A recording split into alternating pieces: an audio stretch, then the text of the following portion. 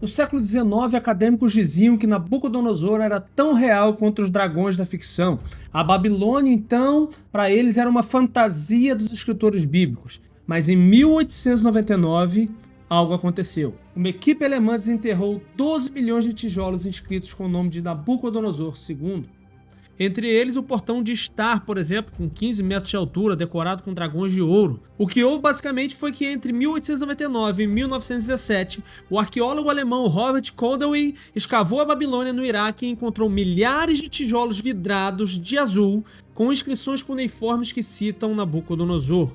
Um exemplo clássico disso é a inscrição que diz exatamente assim: Eu sou Nabucodonosor, rei da Babilônia, restaurador dos templos Esagila e Esdra. Isso tudo você pode verificar, por exemplo, no Pergamon Museum, em Berlim, que guarda ali os tijolos originais do portão de Istar, ou também nas inscrições de Nabucodonosor no British Museum, o que claramente prova a existência tanto da Babilônia como também de Nabucodonosor. E o mesmo aconteceu com a existência do rei Belsazar, descrito no livro de Daniel. Eles diziam que Belsazar nunca existiu e que na época descrita em Daniel o rei na verdade era Nabonido. Logo, então, a Bíblia deve ter mentido. Esse era o argumento deles. Contudo, tudo isso caiu por terra quando foram encontradas pela arqueologia, tanto nas ruínas da Babilônia, atual Iraque, como também nas escavações da Mesopotâmia no século XIX, o cilindro de Nabonido e as crônicas de Nabonido, com as inscrições que provam exatamente que Belsazar era filho de Nabonido e atuou como corregente durante os longos períodos em que Nabonido se ausentou da Babilônia.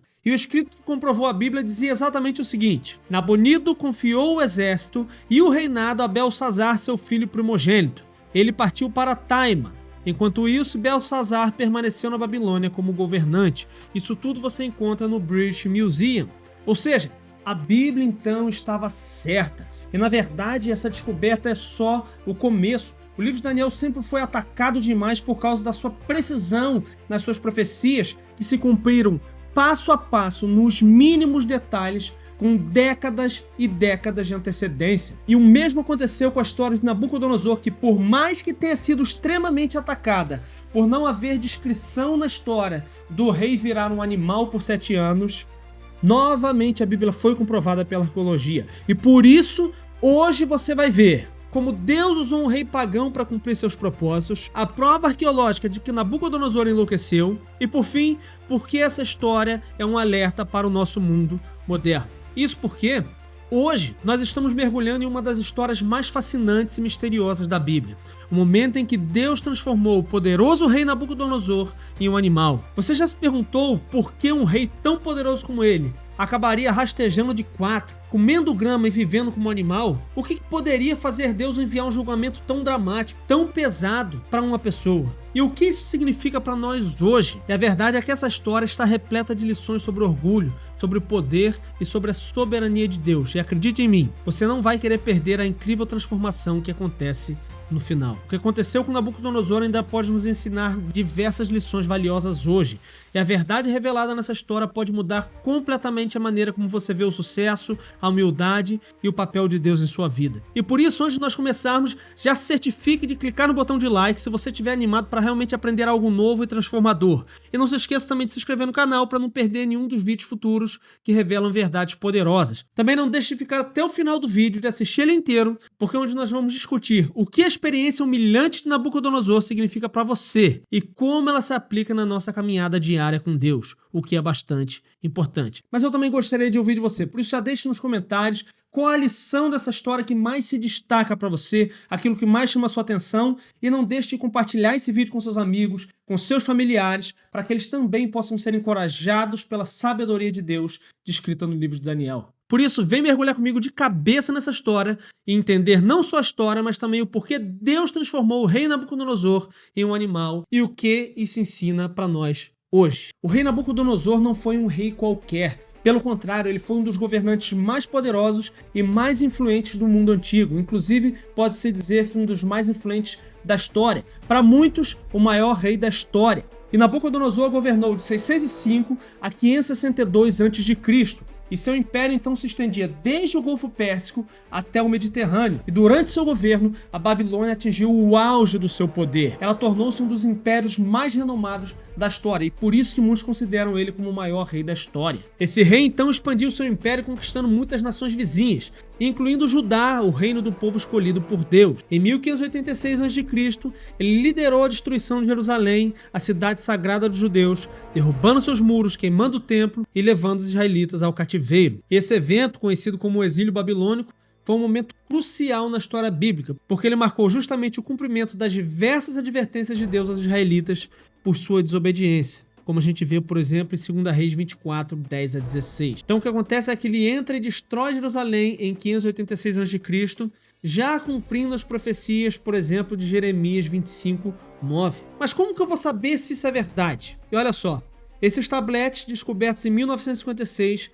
registram justamente a queda de Jerusalém. Eles dizem: no 7º ano do reinado de Nabucodonosor, ele marchou sobre a terra de Judá e capturou sua cidade real. Ou seja, a Bíblia e a história se alinham perfeitamente. E a verdade é que Nabucodonosor construiu a Babilônia como um símbolo de poder humano. Seus jardins suspensos, os famosos jardins suspensos da Babilônia, uma das 7 maravilhas do mundo antigo, eram irrigados por um sistema de roldanas, uma tecnologia altamente avançada para a época, o que se tornou muito famoso e até hoje é muito famoso. Só que ele cometeu um erro fatal diante de tudo isso.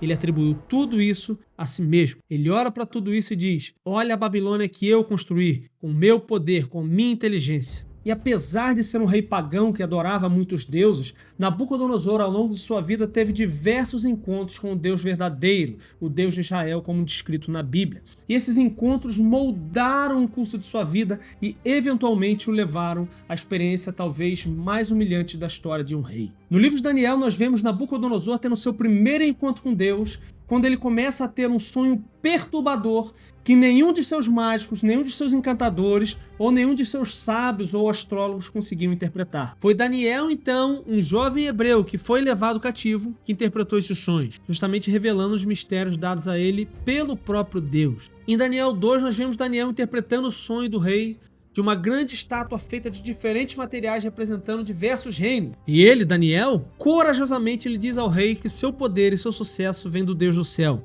E ainda diz que esse poder iria acabar, que isso iria passar. Isso a gente vê em Daniel 2, 37 e 38. Ele diz: Sua Majestade, você é o Rei dos Reis. O Deus do céu lhe deu domínio, poder, força e glória. E em suas mãos ele colocou toda a humanidade e os animais do campo e os pássaros do céu.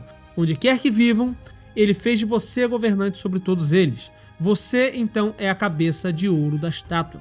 E esse versículo é extremamente fundamental porque ele estabelece que a autoridade de Nabucodonosor foi concedida pelo próprio Deus e que não há mérito de Nabucodonosor e sim do próprio Deus nessa autoridade que ele tem. E assim, apesar dele ser um rei pagão, a ascensão de Nabucodonosor ao poder e o seu vasto domínio sobre a terra, tudo isso fazia parte do plano soberano de Deus, incluindo uma missão que Deus dá para ensinar uma lição a Israel. E assim, Deus o colocou nessa posição de influência, assim como Deus governa a ascensão e a queda de todos os líderes e de todos os impérios ao longo da história. Deus o chamou de cabeça de ouro em Daniel 2,38, mas Nabucodonosor se viu como um Deus, e com isso ele pagou o preço. E a realidade é que com grande poder, muitas vezes também vem grande orgulho. O coração de Nabucodonosor, assim como de muitos governantes ao longo da história, tornou-se exaltado e orgulhoso.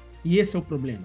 À medida que seu império florescia e ele alcançava um sucesso monumental, Nabucodonosor começou a atribuir toda a glória a si mesmo, esquecendo-se do Deus que o permitiu chegar lá. E em vez de reconhecer a mão de Deus em suas vitórias e realizações, Nabucodonosor caiu na armadilha da autoexaltação. Um dos exemplos mais marcantes de seu orgulho é justamente a sua reação aos amigos de Daniel, Sadraque, Mesaque e Abednego, que se recusaram a se curvar diante da imagem de ouro que Nabucodonosor fez como se fosse um deus a ser adorado.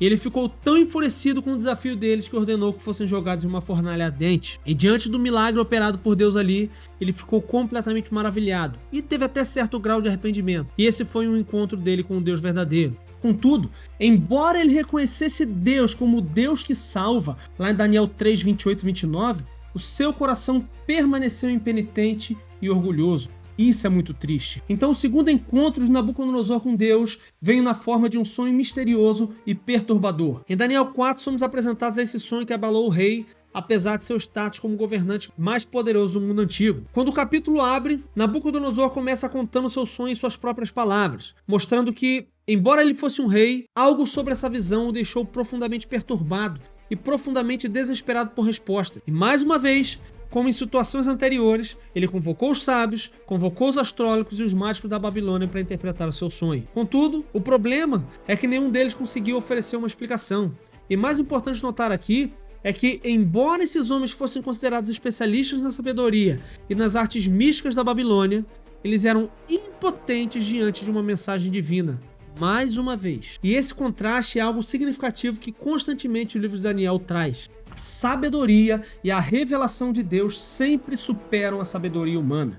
E por isso, finalmente, Daniel, conhecido na Babilônia como Beltesazar, foi chamado. E Daniel já havia demonstrado a sua habilidade dada por Deus de interpretar sonhos nos capítulos anteriores, mas dessa vez a mensagem seria muito mais pessoal e muito mais severa em relação ao rei. O rei confiou em Daniel porque reconheceu o espírito dos deuses santos nele. Daniel 4, versículo 18, mostra isso, mas mostra também que ele ainda não entendia o Deus verdadeiro por trás da sabedoria de Daniel. E nesse sonho do rei, descrito em Daniel 4, versos 10 a 12, nós vemos justamente a descrição de uma árvore que cresceu a ponto de tocar o céu e ser visível em toda a terra. Um anjo então desce e manda derrubar a árvore, cortando seus galhos, arrancando as folhas e os frutos, mas com um detalhe, deixando o tronco e as raízes presos com ferro e bronze. O tronco então seria molhado pelo orvalho e com os animais ele comeria a grama da terra. Então, enquanto isso acontece, anjos declaram um veredito e dizem que a mente humana lhe seria tirada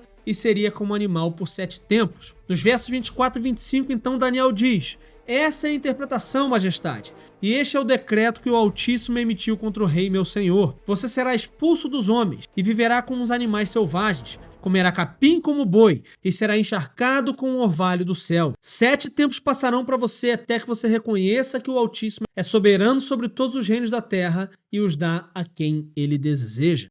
E as palavras de Daniel então devem ter sido extremamente surpreendentes para aquele rei tão orgulhoso. A árvore representava Nabucodonosor e a sua queda significava que ele perderia tanto a sua mente como a sua dignidade real. E assim, o julgamento de Deus iria despojar Nabucodonosor de sua honra, de seu status e de sua razão, o forçando a viver como um animal. Ele então comeria grama como um boi e viveria como um animal, sendo cortado da civilização humana.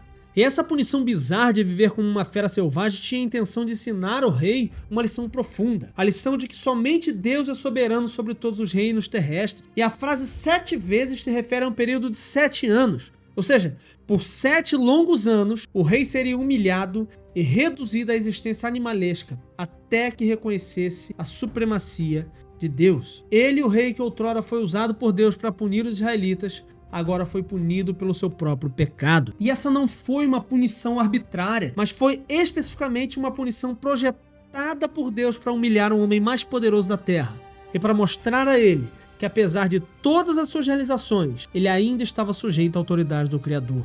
E Daniel também ainda faz um apelo ao rei no verso 27, quando ele diz: portanto, majestade, tenha prazer em aceitar o meu conselho, renuncie aos seus pecados, praticando o que é certo, e a sua iniquidade sendo gentil com os oprimidos. Ou seja, Deus deu ali a ele uma opção para se arrepender. Pode ser então que a sua prosperidade continue. E nesse versículo, Deus exorta o rei a se arrepender. Ele oferece ao rei uma saída. Se ele se afastasse do seu orgulho e da sua maldade e reconhecesse a justiça de Deus, talvez esse destino pudesse ser evitado. O apelo de Daniel ao rei reflete justamente o coração de Deus, que sempre dá uma chance para o arrependimento e para a restauração. E segundo a Bíblia, Nabucodonosor perdeu a razão por 7 anos vivendo como um animal. Essa doença é chamada de licantropia ou zoantropia clínica. Contudo, mais uma vez, arqueólogos não encontravam registro disso e por isso diziam que a Bíblia estava errada, que a Bíblia é mentirosa. Mas há aqui uma pista excepcional que foi descoberta: o cilindro de Nabonido.